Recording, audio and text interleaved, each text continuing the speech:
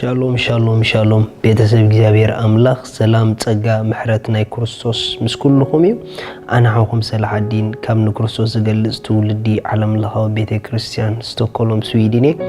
እዚ ናይ መዓልቲ ቃል ድብል ፕሮግራምና ንጎ ሰዓት 5 ናይ 8 ደቂቕ ሓጸርቲ ቃላቲና ነውርድ ንመዓልቲ ዝኸውን ቃል እዩ ኢየሱስ ጎይታ እዩ ስለዚ ሎም ድማ ንመዓልቲ ዝኸውን ሓጺር ቃል ክንካፈሊና ሎም እንካፈሎ ቃል በቲ ካብኡ ዝኾና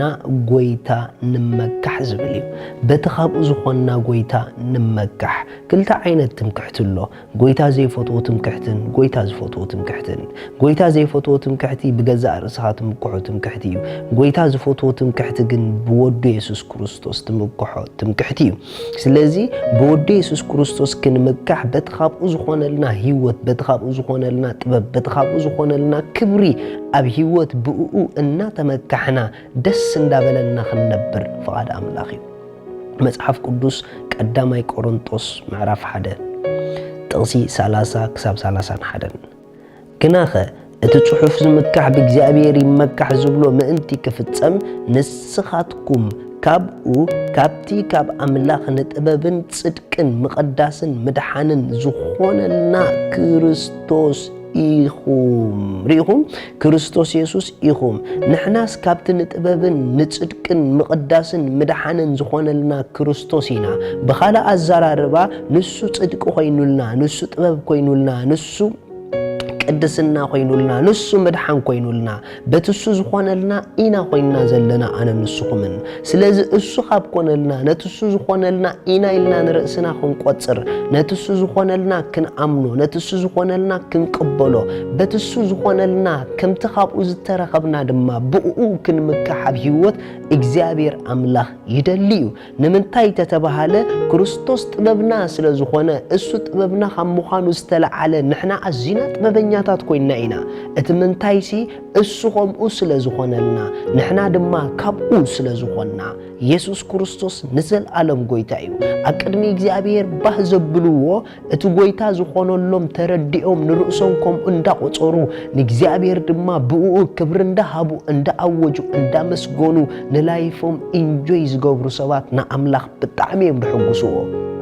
ገለገለ ክርስቲያን ክርስቶስ እዚ ኩሉ ኮይኑልና ክንሱ ምድሓን ኮይኑልና ክብሪ ኮይኑልና ጥበብ ኮይኑልና ጽድቂ ኮይኑልና ክንሱ ኣነ ዘይጠቅም ኣነ ጥበብ ዘይብለይ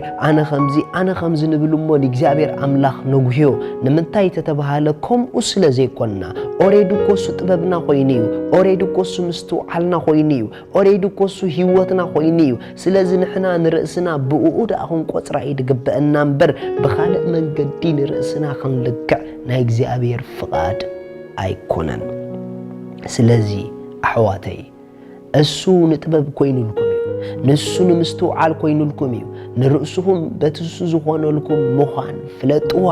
በትሱ ዝኾነልኪ ምዃን ፍለጥያ ንስኺ ካብኡ ኢኺ እሱ ድማ ንዓኺ ኮይኑልኪ እዩ በዚ እንተተመካሕኪ በዚ ንኣምላኽ ክኽብሪ እንተሃብኪ በዚ ኣነ ኸምኡ እንተበልኪ እግዚአብሔር አምላኽ ይኸብር እዩ ንስኺ ብርግጽ ጥበበኛ ኢኺ ንስኻ ብርግጽ ክቡር ኢኻ ንስኻ ብርግጽ ጻድቕ ኢኻ ንስኻ ብርግጽ ቅዱስ ኢኻ እቲ ምንታይሲ ንስኻ ካብኡ ስለ ዝኾንካ በቲ ንሱ ዝኾነልካ ድማ ክትልክዕን ክትግለጽን ስለ ዝግበአካ ምኽንያቱ መጽሓፍ ክዛረብ ከሎ ደጊም ብመገዲ ስጋና ሓደ ይንፈልጥን ኢና ኢሉ እዩ እቲ ምንታይሲ ኩሉ ሓድሽ ፍጥረት ኮይኑ እዩ ብክርስቶስ ዝኣመነ ዘበለ እቲ ብሉይ ኩሉ ከዓ ሓሊፊ ኢልዎ እዩ ስለዚ ብክርስቶስ ካብ ኮንኩም እዚ ሓድሽ ህይወት ክርስቶስ ጥበብን ምስትውዓልን ጽድቅን ዝኾነሉ ህይወት ኢኹም ተቐቢልኩም ዘለኹም እሞ